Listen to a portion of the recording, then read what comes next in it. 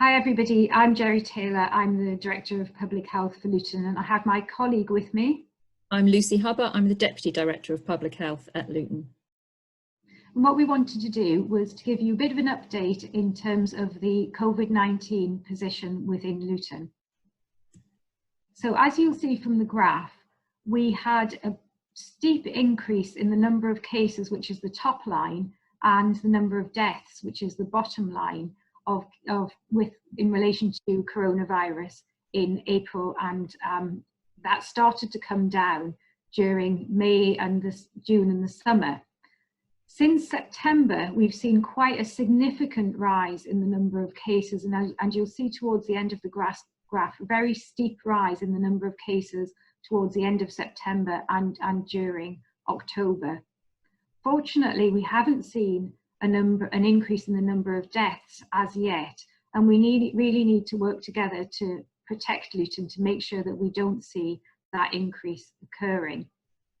So where are we in terms of the position of Luton in line with the new national guidance around alert levels? Well, people may have heard, Gerry, around the new three-tier approach that the government have introduced, and anybody who's got the NHS app will have seen that the alert level have changed on the app to this new medium level. And medium is the level that everybody in the country starts at. So it doesn't mean to say that we're in a different alert level, it's just the way that everybody in the country is being considered. At the moment, for us in Luton, that means that the rule of 6 applies, and that's the most significant rule that comes from this medium alert level.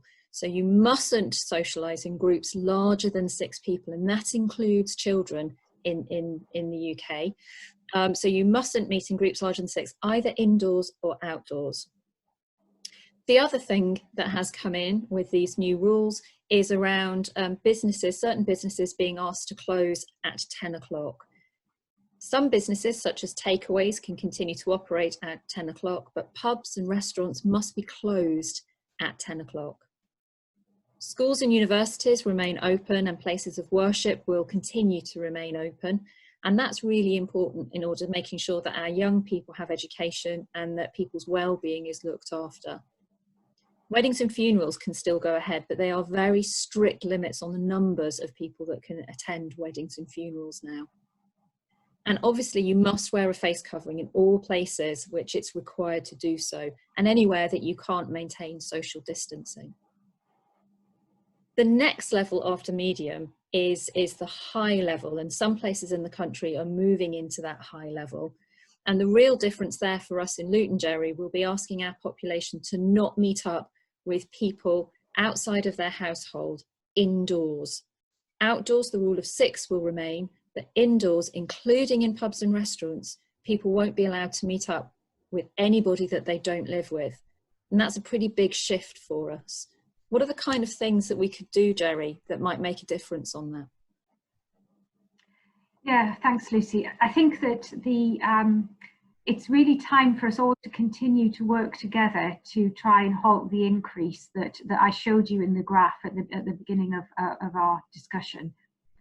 So what can we all do? Well, we can all continue to wash our hands regularly for at least 20 seconds, or to use a hand sanitizer if soap and water aren't available or if we're out and about.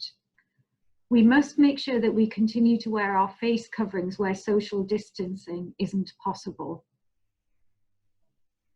And they must be worn in shops and on public transport. One of the really key things that we can do, which is really important to halt the spread of transmission, is really around limiting social contact.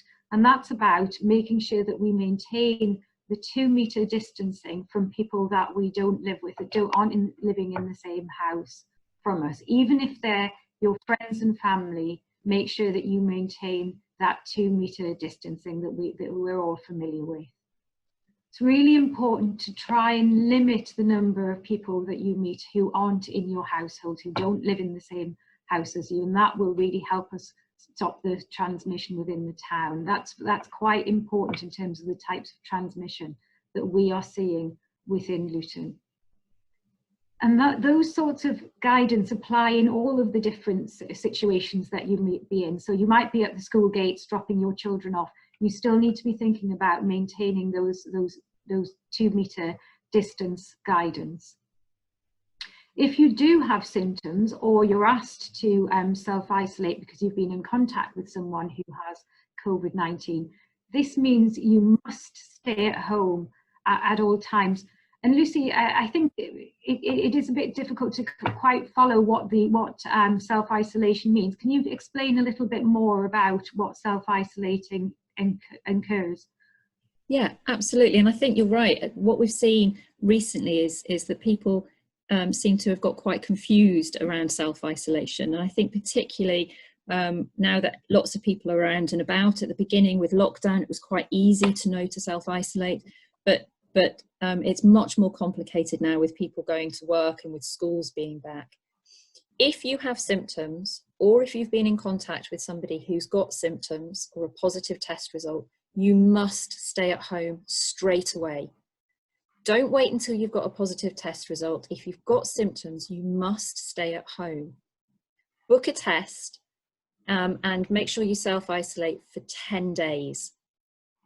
The people that you live with must self-isolate for 14 days. And that's because it can take longer for the symptoms to appear. And even if those people who you live with, if they test negative, they must still stay at home for 14 days. Because as we've just said, the virus can still appear at any time in those 14 days. And self-isolating really does mean staying at home. And this can be really tough for people. So when we say self-isolate and stay at home, you mustn't go to work or go shopping or take your children to school. You mustn't use public transport. So if you are going out to get a test, you need to make sure that you can make arrangements to get there without using public transport. And you mustn't have visitors come to your home. Now, clearly, if you need carers, that's different, and carers can still come to the home and look after you, but you should let your carers know that you've got symptoms or got a positive test result. Those things are really tough, aren't they, Gerry, for people to live with?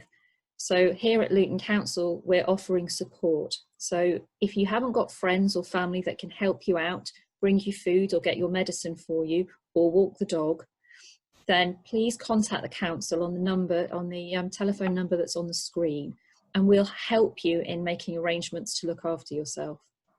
Staying at home is the most important thing you can do when you've got symptoms. Getting a test is great, but staying at home will mean that you don't pass the disease on to others. What else can people play their part, Gerry? Thanks, Lucy. That was really helpful. We've set up a new scheme called COVID Community Champions.